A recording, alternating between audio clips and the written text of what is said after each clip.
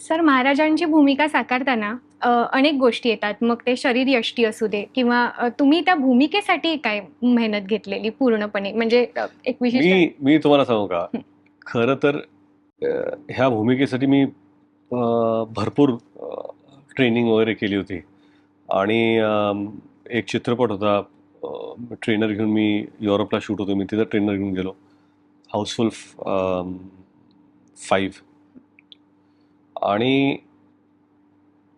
चित्रपट सुरू व्हायच्या आधी ट्रेनिंग करताना मला इंजुरी आली, माझा शोल्डर फाटला आणि म्हणून मी काहीच करू शकलो नाही त्यानंतर. आता तुम्ही मला जर हाऊसफुलमध्ये जर बघितलं ना, मी बल्टअप आहे हं, हं. आणि नंतर मी ट्रेन करू शकलो नाही, काहीच वेट उचलू शकत. त्यामुळे ते हळूहळू, तर कधी कधी काय होतं माहिती आहे ना, कधी कधी आपले प्रयत्न जरी प्रामाणिक असले तर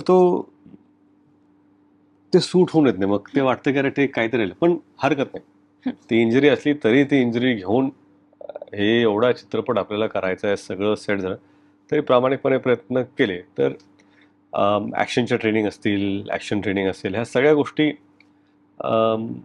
ज्या चित्रपटाची गरज होती ते करण्याचा सगळ्यांनीच प्रयत्न केला.